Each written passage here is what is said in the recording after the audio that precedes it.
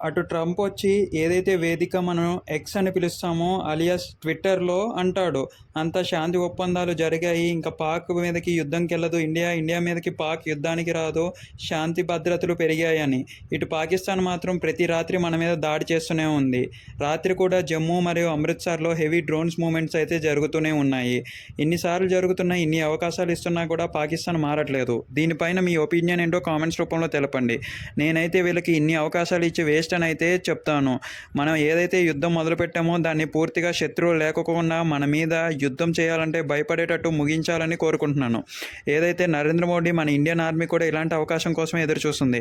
కానీ అత్యంత పవర్ఫుల్ అయిన యునైటెడ్ స్టేట్స్ కానీ దానికి పిఎం అయిన ట్రంప్ మాటలు మనం వినాల్సి వస్తుంది. ఎందుకంటే శాంతి భద్రతలు నెలకొనడానికి ట్రంప్ మరియు అమెరికా కూడా అతిపెద్ద సైన్యం మనకి సపోర్ట్ కావాలి. అండ్ యుఎన్ఓ మరియు ఇతర పెద్ద స్టేట్లు కూడా దీన్ని సపోర్ట్ తీసుకుంటాయి కాబట్టి మనం గౌరవిస్తున్నాం. కానీ పాక్ వాళ్ళు ఇదంతా నియంత్రించి మన మీదకి యుద్ధానికి వస్తున్నాం, కానీ మనం దానికి సైలెంట్గా ఊరుకొని ప్రతిదాడి చేయకోకుండా మనం డిఫెండ్ చేసుకుంటున్నాము. ఇప్పటి వరకు ఇది జరిగింది. నిన్న జరిగిన నరేంద్ర మోడీ గారి ఇంటర్వ్యూలో చెప్పారు కదా, మేము ఇదైతే సన్నిహించము అని. జస్ట్ మేమైతే యుద్ధాన్ని ఆపేసాము ప్రస్తుతానం మట్టికే, కాకపోతే పూర్తిగా మేము యుద్ధాన్ని ఆపలేము. టెర్రరిస్టులు ఎక్కడైతే ఉంటారో వాళ్ళని చివరి శ్వాస వరకు నాశనం చేసిన తర్వాతే ఈ అటాక్స్ అన్నీ ఆగుతాయని నేను నరేంద్ర మోడీ గారు చెప్పారు. అదీగాక మన పీఓకే మనకు కావాలని బలంగా చెప్పారు. ఇవన్నీ విన్న తర్వాత ప్రతి స్టేట్ సీఎం కానీ ప్రతి కంట్రీ పీఎం కానీ సైలెంట్గా ఉండిపోయారు.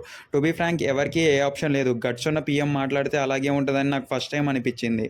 అండ్ ఈరోజే కొత్తగా కూడా ఆపరేషన్ కిల్లర్ అని అయితే స్టార్ట్ చేశారు.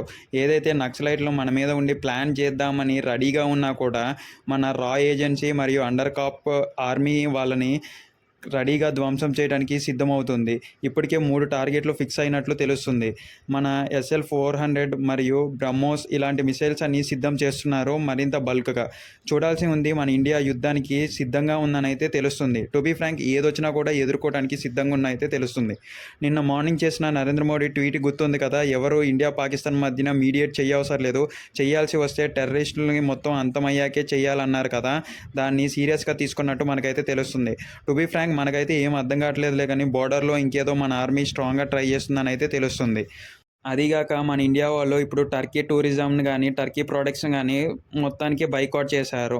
ఎందుకంటే టర్కీ పాకిస్తాన్కి మద్దతుగా ప్లేన్స్ మరియు ఆర్మీని పంపించి మన మీదకి యుద్ధానికి సహకరించింది కదా, దానికి ప్రతీకారంగా ఇది జరుగుతుంది. ఒకసారి లక్షద్వీప్లో సేమ్ ఇదే జరిగితే వాళ్ళ పిఎం వచ్చి ప్రాధేయపడ్డారు, గుర్తుందా? సేమ్ అదే రిపీట్ అవుతుంది టర్కీకి కూడా.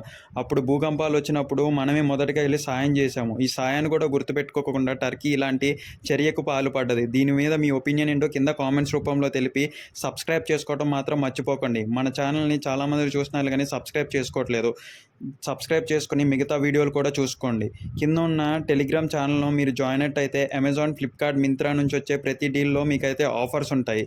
కింద ఉన్న వాట్సాప్ కమ్యూనిటీలో కూడా జాయిన్ అయితే మీకంటూ హెల్త్ రిలేటెడ్ కమ్యూనిటీలో మీరు మెంబర్ అవుతారు ఫ్రీగా. అండ్ ప్రతిరోజు హెల్త్ రిలేటెడ్ పోస్ట్స్ అయితే వస్తూ ఉంటాయి, ఒక్కసారి చూసి మీరు జాయిన్ అయిపోండి. అండ్ మేరా భారత్ మహాన్, ఎవరైతే ఇండియా కౌంటర్ ఆర్డర్స్ మరియు కౌంటర్ ఫైట్ నచ్చిందో వాళ్ళందరూ కూడా ఒక లైక్ వేసుకొని మేరా భారత్ మహాన్ అని కింద కామెంట్ చేయండి.